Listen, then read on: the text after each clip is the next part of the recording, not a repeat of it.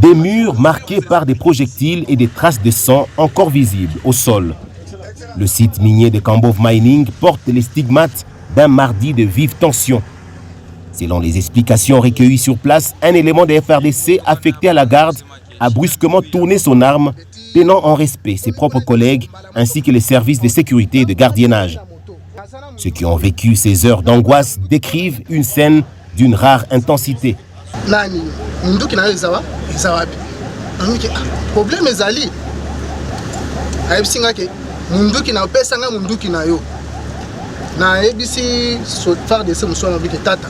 Problème ezali ayebsinga ke ngape na habité na monika ninga zo senga mundu mbala moko akei a rapidité asa de ko la solo na moninga bo abimisi chargeur ko bimisi chargeur mbala moko azo yebsanga ke moi loko na osala ba jeu ali a bête coup de balle moko intervenir pour lui intercaler. Alors celui qui était en colère, il a tiré des balles au pied de son militaire, donc de son ami là.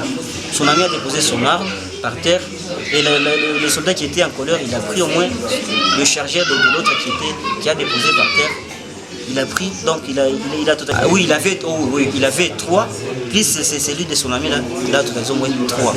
Alors nous quand on a vu ça, donc on a voulu maintenant entrer dans l'usine pour qu'on puisse fermer la barrière. La grande barrière était ouverte.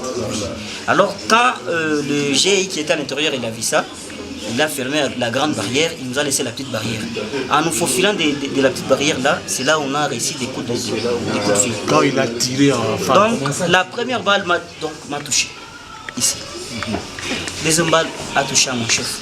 Troisième balle m'a touché ici. Face à la gravité de ces faits, le gouverneur ad intérim de la province du Haut-Katanga, Martin Kazembe-Choula, a dépêché sur les lieux son ministre provincial de l'Intérieur, Jean-Jacques Kashibatambo. Accompagné des membres du Conseil provincial de sécurité, le ministre a procédé à une inspection minutieuse des lieux avant de tenir une séance de travail avec la direction de l'entreprise. Au cours de ces échanges, il a été acté que l'entreprise Kambove Mining assure la prise en charge totale des soins médicaux de tous les travailleurs blessés. Devant la presse, l'autorité a livré le bilan de cette mission. Jusque-là, le bilan, il y a un mort, donc le militaire lui-même, l'acteur principal, qui est décédé. Il y a d'autres personnes, 5 qui étaient touchées par balle, que nous allons visiter tout de suite là après avoir arrivé ici.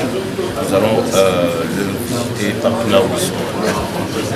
Le ministre s'est ensuite rendu au chevet des victimes internées dans 2 différents centres de santé de Kambove pour s'assurer du suivi des soins, supervisant notamment l'évacuation d'un cas critique vers Lubumbashi pour une assistance médicale approfondie. Notons qu'en marge de cette mission et sur le chemin des retours, la vigilance a payé. Le ministre a intercepté un minibus transportant frauduleusement des cathodes de cuivre. Sur ordre de l'autorité, le véhicule a été consigné et acheminé à Lubumbashi pour l'ouverture d'une enquête judiciaire. De la sécurité des personnes à la protection de nos ressources, l'exécutif provincial réaffirme sa présence sur tous les fronts.